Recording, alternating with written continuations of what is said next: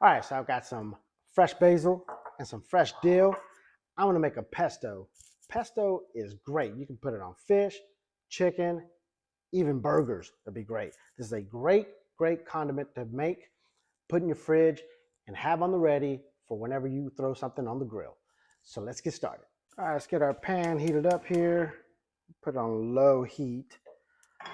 All I want to do is toast the pine nuts. So put it on low heat.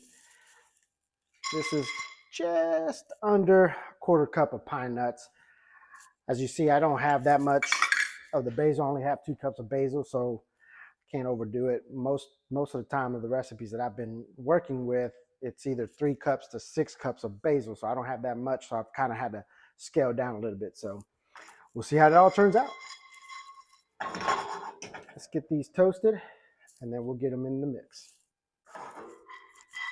All right, got my pine nuts ready to go. I'll set this aside, and let's go ahead and start putting the things into the blender. All right, so I've got 2 cups of the basil already in here in the chopper. And I'm also using regular Genovese basil, but I'm also using Thai basil. I've never used Thai basil in pesto, so I'm curious to see how that is. So difference in texture on the leaves,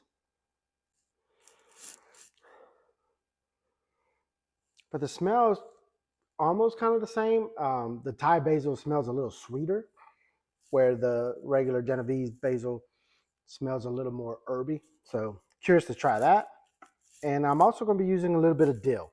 This is just a little test that I'm doing, trying to see how that works, because I'm thinking about doing something with some fish, and so I want to try the dill in this. So just a little handful, not much, maybe 2 tablespoons, I don't know. Just a little bit. I love the smell of dill, so put that in there. Using half cup of my garlic infused olive oil. I'm putting a little bit in there right now, and then I'll put more as I pulse. All right, let's get our toasted pine nuts in there. Using about a quarter cup of Pecorino Romano.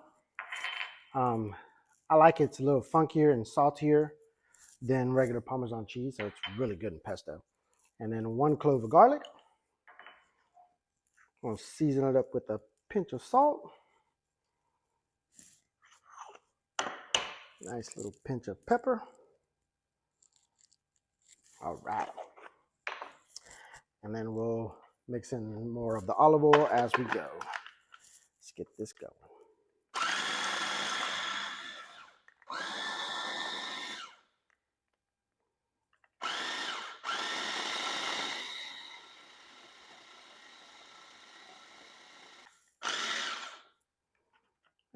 Let's get our spoon and spoon some down in here.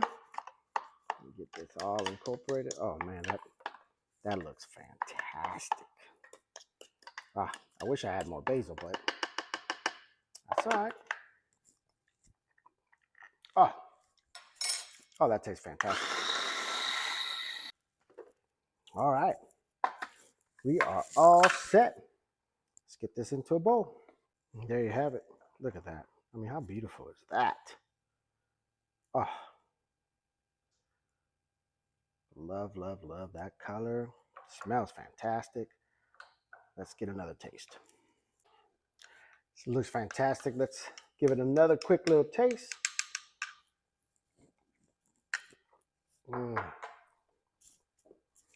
That pecorino really comes in. Again, you get that nice, that basil herb taste, and that Thai basil, I'm not tasting much of a difference. So, which is good.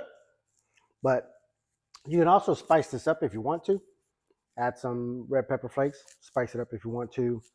The dill is a little in the background, and I like that. Maybe add a little more dill, but I really like the fact that it's just in the background. Like I said, you can put this on fish, whether it's cod, snapper, what have you, steak. I mean, anything that you put chimichurri on, think of this as the same thing. I mean, it's a great condiment to have. Tonight, I'm using it with gnocchi. I'm going to be cooking up some gnocchi, and I'm putting that in it, and I have some leftover steak. So that's what I'm doing with it. You let me know what you're going to do with it. Give this a try. This is fantastic, simple recipe. And until next time, eat well, my friends. Eat well.